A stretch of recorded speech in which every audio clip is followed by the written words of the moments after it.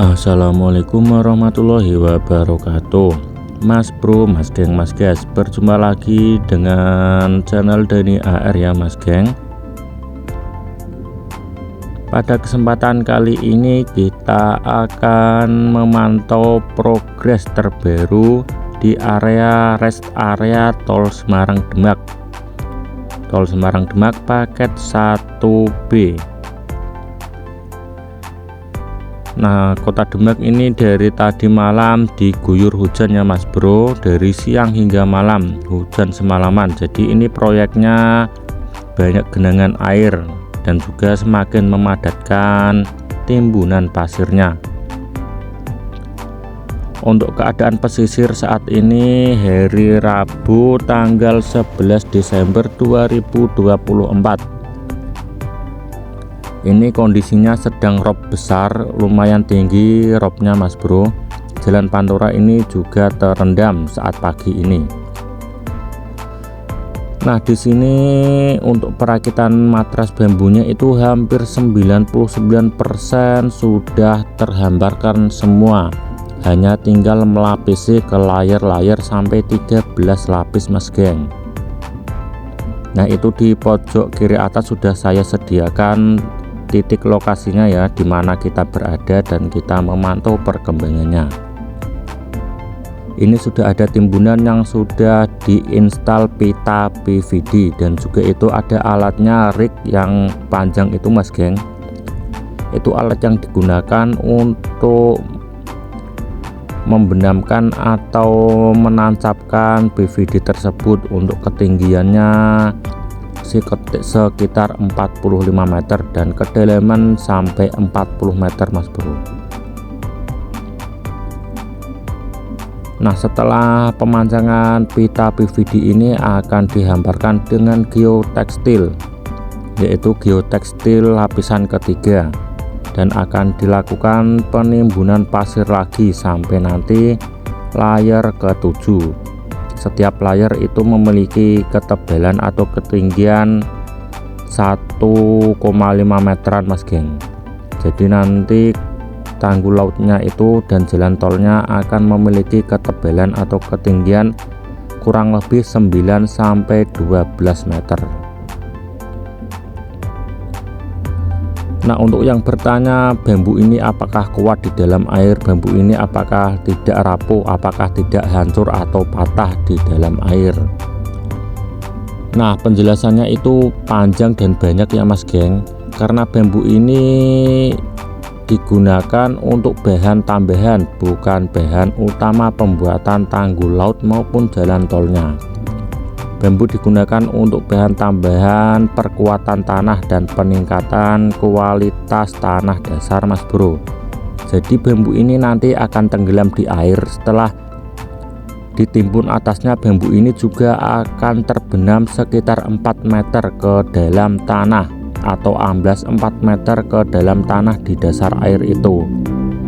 Jadi bambunya itu tidak semata-mata mengambang atau tenggelam di dalam air saja mas bro.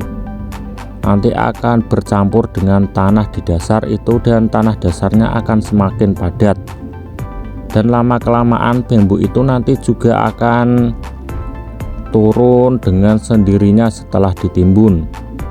Setelah semua lapisan matras bambu berada di dalam tanah di dasar air itu, lama-kelamaan rongga-rongganya juga akan terisi dengan tanah dengan sendirinya sedikit demi sedikit. Dan untuk yang bertanya apakah tidak lapuk atau tidak hancur bambu itu di dasar air, jawabannya adalah mungkin saja atau nanti akan lapuk, tapi membutuhkan waktu yang sangat lama hingga puluhan tahun. Mungkin 40-50 tahun itu bisa mas geng, karena bambu ini sifatnya berbeda dengan kayu pada umumnya. Bambu semakin direndam semakin lama itu semakin kuat, asalkan tidak terkena perubahan cuaca, perubahan suhu secara ekstrim, tidak terkena oksigen atau udara. Karena yang mempengaruhi pelapukan itu adalah cuaca dan oksigennya mas bro. udara bisa mengoksidasi bambu itu, dari serat-seratnya akan mengalami pelapukan karena terkena udara atau cuaca. Nah, ini di depan kita masih ada satu ruas hamparan matras bambu yang sengaja belum disambungkan, nanti itu digunakan untuk akses para nelayan dan juga alat-alat berat pembangunan jalan tol. Kita ini bergerak menuju ke arah Demak atau ke arah Surabaya. Nah, ini saya ambil videonya di pagi hari ya Mas Bro, ini masih jam 7 pagi. Karena apa? Kalau telat sedikit sekitar jam 9 atau 10 itu anginnya sudah sangat kencang, dan cuaca akhir-akhir ini kan cuacanya sulit ditebak dan juga sering terjadi angin yang sangat kencang dan juga hujan lebat Mas Bro, karena ini di wilayah pesisir. Untuk menghindari dari gelombang dan terjangan ombak serta angin, di setiap pinggir-pinggir timbunan itu akan diberi geotekstil sebanyak mungkin 5 atau 3 Mas Bro. 3 di bawah dan 2 akan berada di atasnya.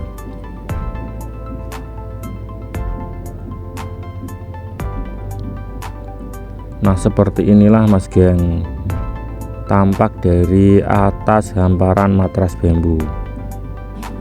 Nah, itu lapisan layar-layarnya akan menuju ke area rest area.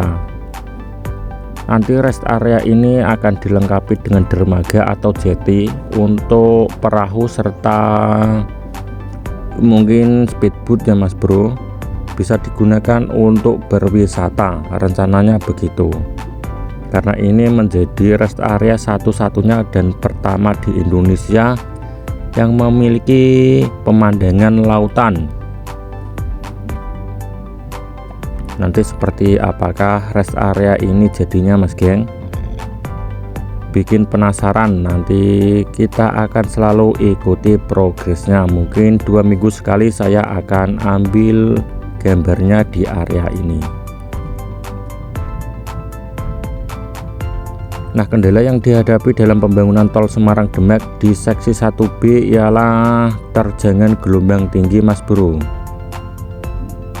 Saat hujan lebat dan juga angin kencang itu, gelombangnya cukup tinggi sekitar 1 meteran dan itu bisa menerjang hamparan matras bambu dan juga membahayakan para pekerja. Jadi para pekerja itu akan menggunakan body safety di setiap kegiatannya di proyek ini agar terhindar dari kecelakaan kerja ya Mas Geng.